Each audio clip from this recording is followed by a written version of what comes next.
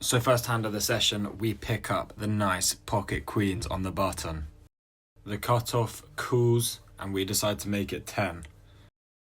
The small blind then re-raises to 38 and is followed by a quick call from this big blind. Now we obviously can't be folding queens, so we decide to make the call as well and go into flop 3 ways. The flop's a good one as the 10, 9 and 3 with 2 clubs on the board comes. Our opponents could still be holding aces or kings, however we won't be going anywhere on this flop.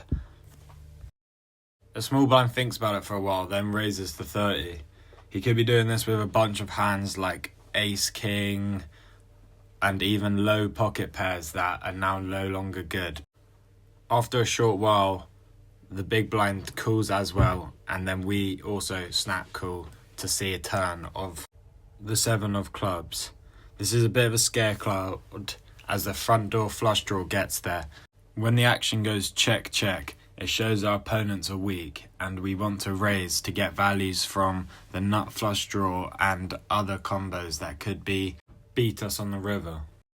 I think betting small here is a right play, as anyone who has already hit a flush will want to re-raise, but we are also still getting value off hands with a 10, jacks, and also lower pocket pairs which have cooled the flop and want to see a cheap river.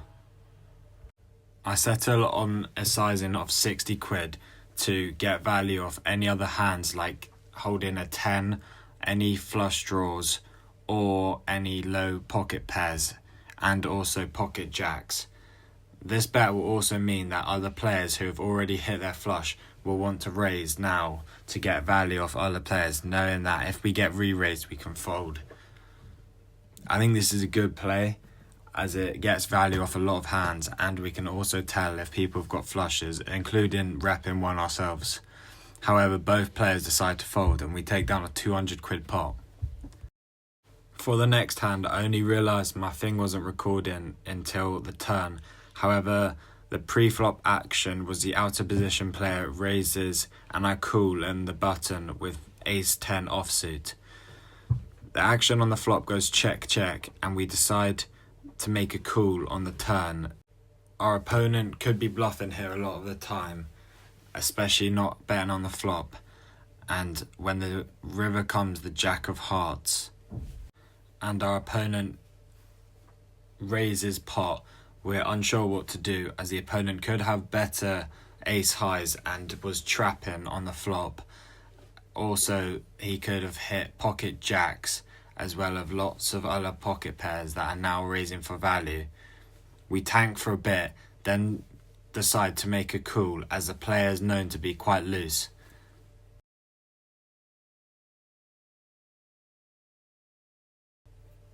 We then see that we're good and we take down a 90 quid pot.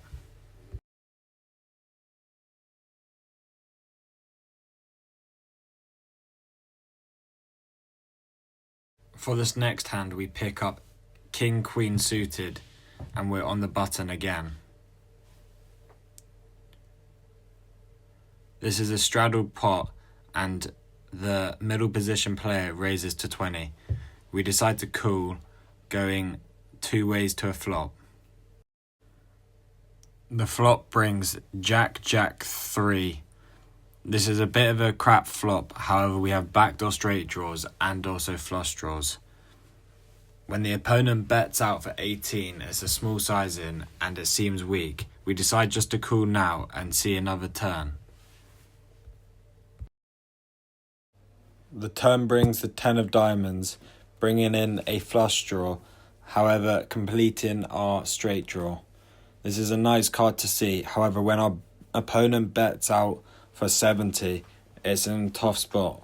We know he's bluffing, however we don't know if he has the equity to call, and he could have also hit trip 10s making a full house on the turn.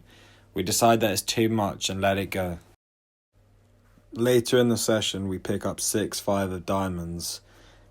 The action goes raise 8 by the out of position player and we decide to make the call.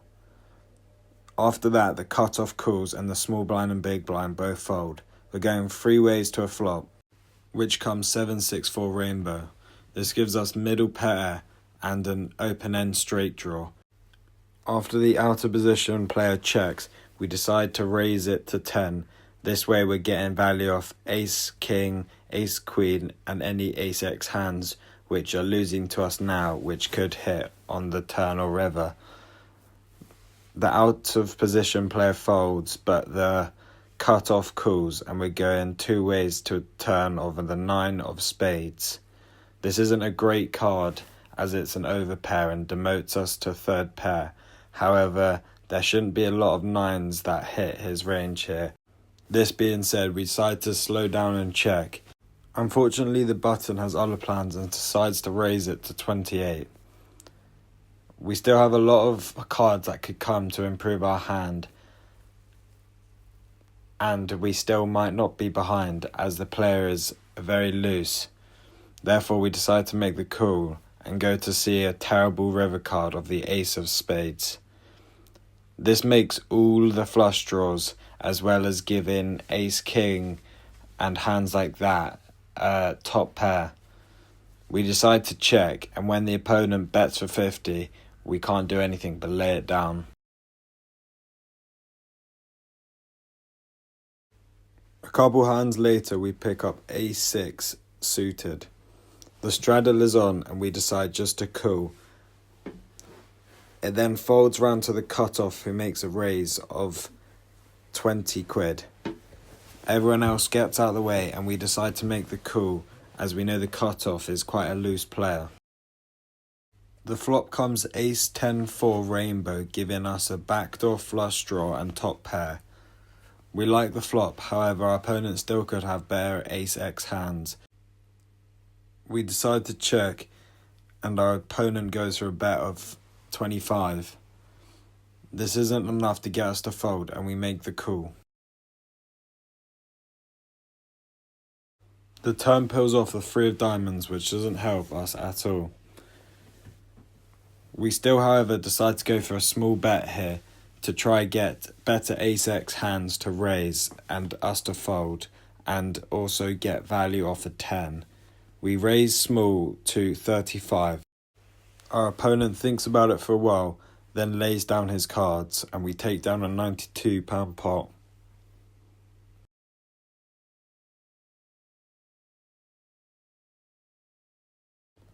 A little while later, we pick up pocket 10s in the big blind.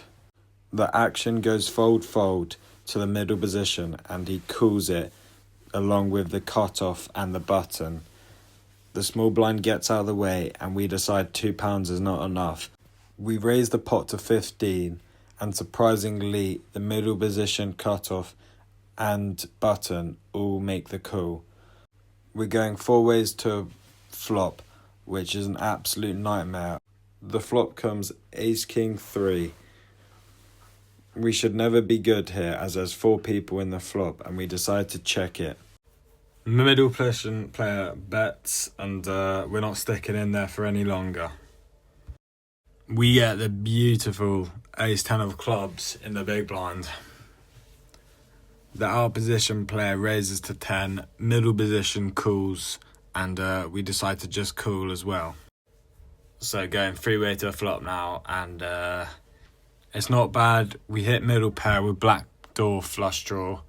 Don't really want to be raising too big, as there are 3 people in, especially with the out position player having lots of jacks and a lot of 10 jacks type hands. So we kind of want to try keep it as small as possible. We get raised 15, make the call, and on the turn, comes a 6 of clubs. This is a nice card, giving us a flush draw.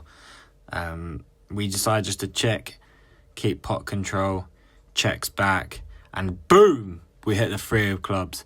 We don't know what to do here. We want to try get value as much as we can. We decide to go with a small sizing of 15, hoping that something like a jack, maybe somehow 2 pair with this player playing basically anything, maybe even a lower flush might re-raise, and then once a re-raise we stick the jam. However, that's not the case in this scenario. we ended up just getting called and losing a bit of value, but we still pulled down a nice pot and can't complain. We flip over the nuts to show him, and he's shocked but mucks his cards. So we take down a nice £46 pot for ourselves. Couple hands later, we look down at 8-7 of hearts. Nice hand, we're in position. We had the cut off. The middle position player actually raised to 6. I didn't actually realise, but I thought it was just a straddle. I wasn't really switched on, but I end up min-raising to 12. I get called on the button, and the original raiser decides to call as well. So we're going 3 ways to a flop, which comes 10-5-3 with 2 clubs. It's not a great flop. We have a couple backdoor straight draws, backdoor flush draw. However, 3 ways to a flop, which is fairly limped. Don't know really where we're at here, so we just decide to check. Luckily, it gets checked around and we get to see a 3 turn card, which comes the 8 of diamonds, giving us middle pair. It's not bad, however, there still could be trapping, and so we decide just to check it back, and it goes check rounds again. Now comes the 2 of spades. We feel like we're good here. Action goes checks to us, so we decide to bet for 5, just small, to get a bit of value off maybe a small pair. However, the guy next to me decides to raise to 16. This is a very small sizing, and it's a pretty easy call. I tank for a little bit though, just to think over what I could have, but I feel like he's just putting me to the test and see if I call. Anyways, I end up calling, and he mucks his card instantly, and I still decide to show, just to let him know that I got it and not to try that again. Couple hands later, we look down at 9-8 suited. We're hitting a lot of suited connectors tonight, but we decided just to call after the low jack raises to 7. Everyone else folds. We're going heads up to an alright flop of Jack 8-3. It's not a bad one. We flop middle pair, however, we're not flopping the nuts and top. So when our opponent decides to raise for 6, we can just call here. We don't need to make it too big. We don't need to go for a re-raise. However, we would like to go to showdown as cheaply as possible. The turn peels off the 5 of hearts, which is all right after our opponent checks to us. Feel like this is a good card and a good opportunity to raise here for a bit of value, just in case there's lower 8 pairs as well as 3s and maybe some draws out there as well. Raising to 15 gets a nice bit of value off them, and our opponent decides to call. The river's disheartening as it comes at ace of diamonds. There's a lot of ace X, so we can't raise here just in case. We decide just to check it back, and we do end up showing the winner, and our opponent mucks his cards. It feels good just to be winning these small pots and build up a bit of a chip stack. A couple hands later, we see ace 9 suited. We're out of position, however, I still decide just to raise to 7 as I feel like I haven't played a while and I was getting pot hungry. Everyone else folds round to the big blind and he makes a call. We get 2 ways to a flop, which comes 9-7-3. We hit top pair, top kicker. It's a nice flop. We have to keep the energy going, so we decided to bet just 5 to see what our opponent's got. He decides just to call, and we go see the turn card, which comes a 5 of spades. This is an alright card as not much should get there and shouldn't change much. However, our opponent now decides to lead into us. It's a bit of a scare as this board does definitely favour the big blind's range. However, we definitely can't fold with top pair, top kicker, especially since this player's tried to bluff us already tonight. We make the call of £21 and off to see a river. The board comes a 10, which is actually a really bad card, as 9-10 now gets there, and also hands that were on a draw like 10-8 now hit top pair. This board is massively in favour of the big blind's range, so we hope to see a check. The opponent checks, and we're unsure whether to raise for value or just to check back. In the end, we ended up just going for a cheeky check back, and we show the winning hand. Bit unfortunate. Hopefully a bet like 15 could have got us a bit more money. However, still just pleased to pull in the pot.